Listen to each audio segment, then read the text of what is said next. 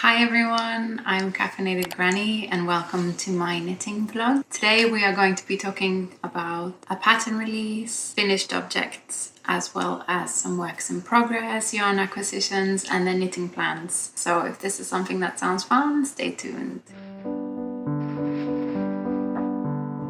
So first off, let me talk a little bit about what I'm wearing. So at the moment I'm wearing a sweater by Sandnes Garn called Facile sweater.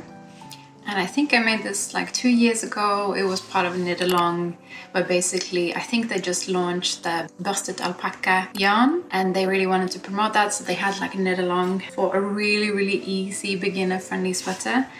And I like to wear it like this because I feel like the neck looks cleaner like this, but it's actually supposed to be. So the pattern is actually designed to have this side in the front. I'm not a fan. There's no like extra finishing on here, so it just looks very sloppy and yeah, it doesn't look good. So I prefer to have it on the other way. When you can't see the problem, it's solved, no?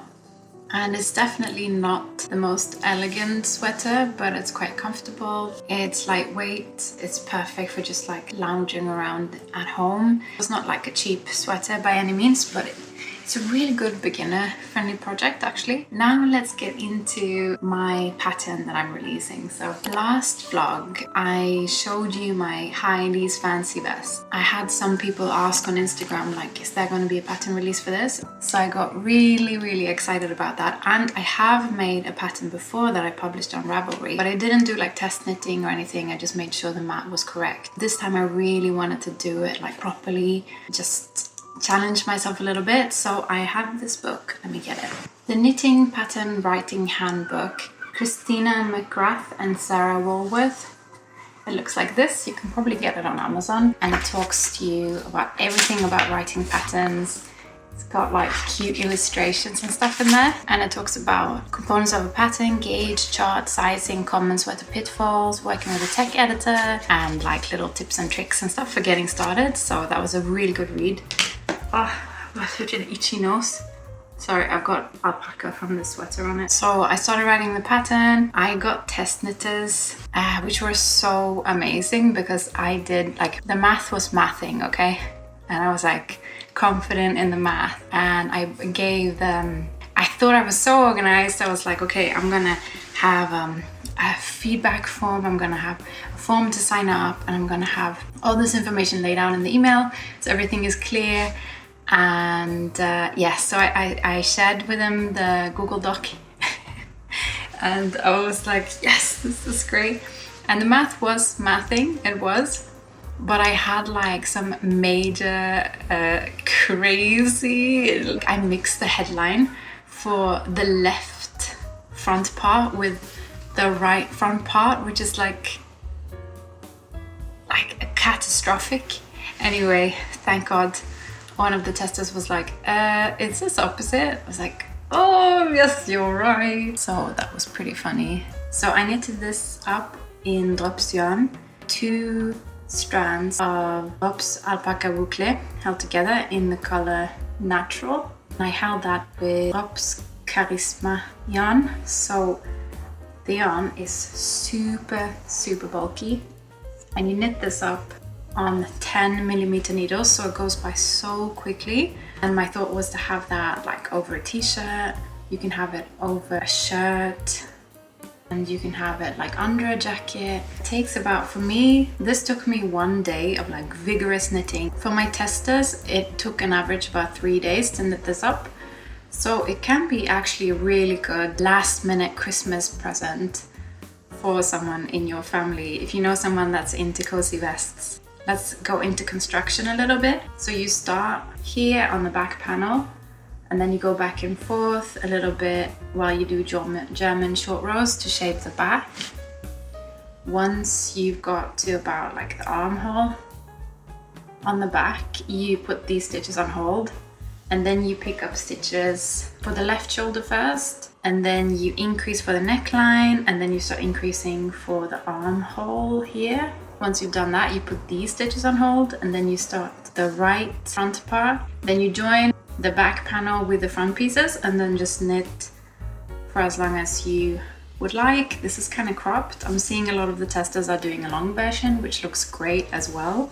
I can't wait to show you their versions. I'm gonna post it on Instagram.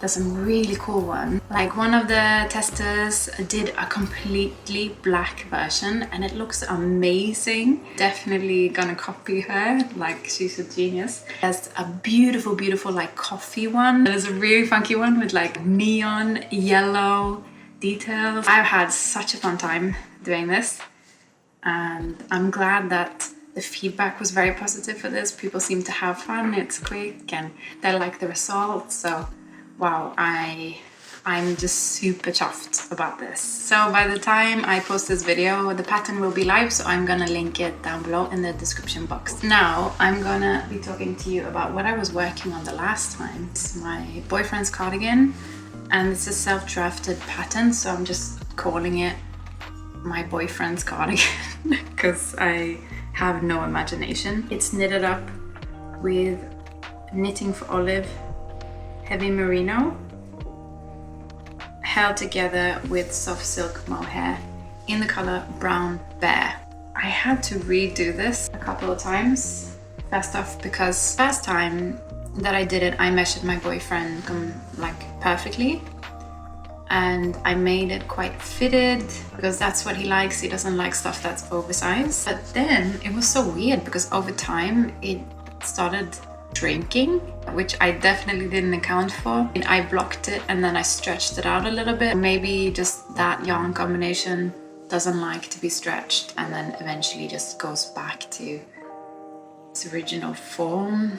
I don't know, even just saying that is strange, so I'm not sure what happened. It fitted the measurements when he had it on the first 2 times, and then he had it on in America and I was like, why is it so cropped? I did a lot of frogging on this one because I was determined that that was gonna fit him. It's not often that I knit with Knitting for Olive yarn. That's kind of expensive. I didn't want it to be one of those cardigans that is just at the back of the closet and he only wears it because he feels like, man, I haven't worn it in ages and Susie made me this. Over to my next finished object, which is the Escher beanie by Rose Knitwear. And I absolutely love this one. It's really cool. It's very comfortable. It's like easy to style.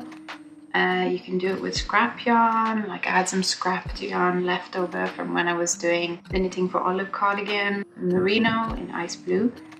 And then I had leftover yarn from an Oslo hat that I knitted up in Brooklyn Tweed in color Black Thick from the Arbor yarn.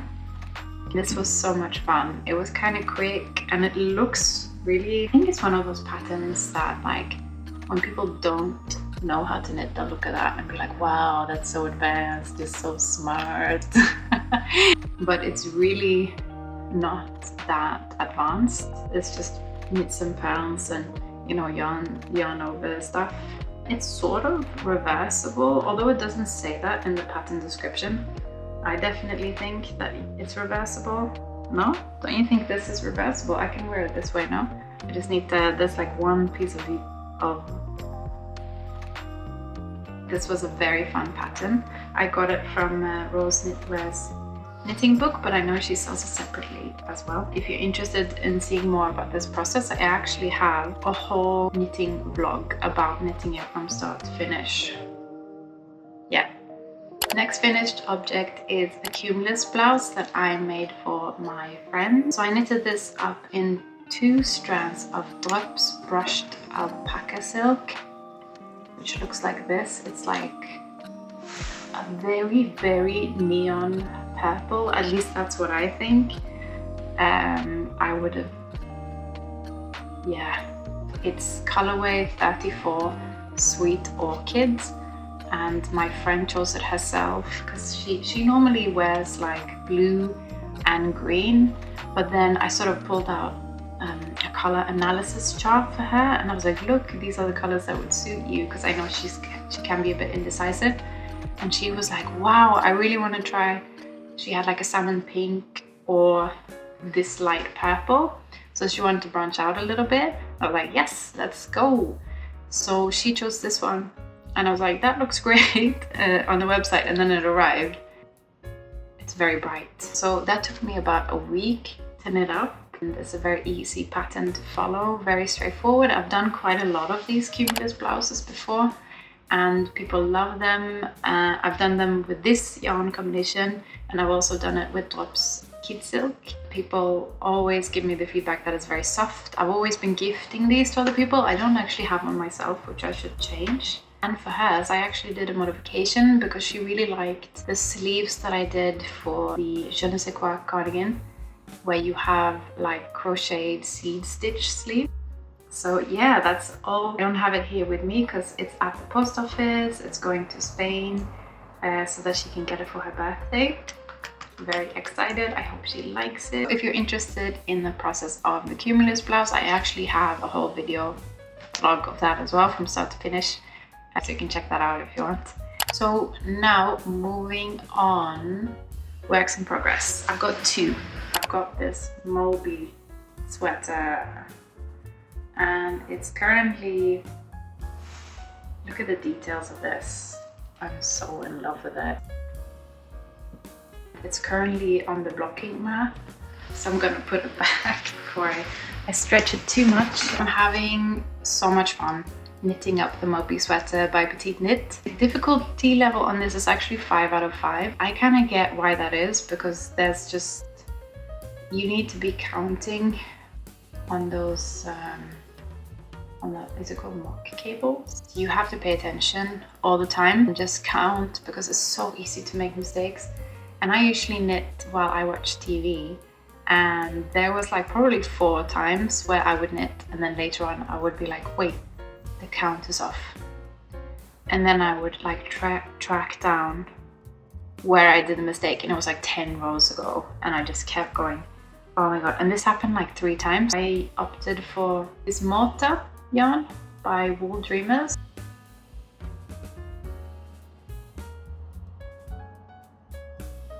I really like this yarn. It's just wool from Spain, 100-gram ball, 230 meters, so that's quite a bit. 3 plies, and I can't remember what the original gauge was, but it was different, so I had to change. I used needle size 4, and then my gauge was 18 by 24, and then I did a little bit of maths, and I found out that if I followed the pattern instruction for size S in the pattern, I would end up with the same bust circumference as size large. Instead of 15 to 20 centimeters of positive ease like the pattern calls for, it would give me 25 centimeters of positive ease in the end. That was fine by me because I really want like that oversized fit. I really like that. The reason that I wanted to do this sweater is I saw an example online by a creator. I can't remember her name, but I'll put it here, and it was just so beautiful. She took great photos, and I love the color. It looks stunning on her, and I just wanted to copy everything. I thought it was amazing. In the beginning I was sort of thinking, should I do another sweater? So I had like a little poll on Instagram to see what people like the best, and it was actually a draw, but my mom told me to knit this one, and you know, you should always listen to your mom, so she has veto, you know, in everything. So far I've been spending a week on this sweater, and I've got the body finished with the finishing touches on, like I've got the neckline finished and then the bottom rib. So now I decided to block it before I do the arms, because I know this yarn, it blooms out like crazy when it's blocked. I made the Lavinia vest in it at one point, the Lavinia vest from Gregorian Fibers. After I blocked that vest, it went up a whole size. I knew that that would happen with this yarn, so I really wanted to measure it before I blocked it, and then after blocking, measure it again just to see like percentage wise how much is stretching before I eventually do the arms. And another whip that I've got, I have been seeing these knitted hoodies everywhere and I'm in love.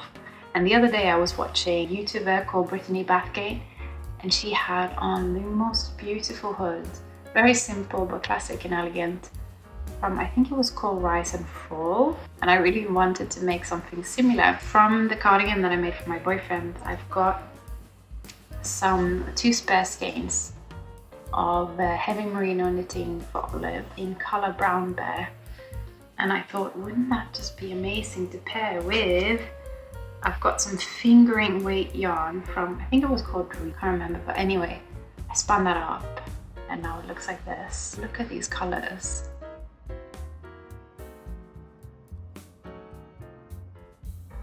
Isn't it gorgeous? I'm knitting those together.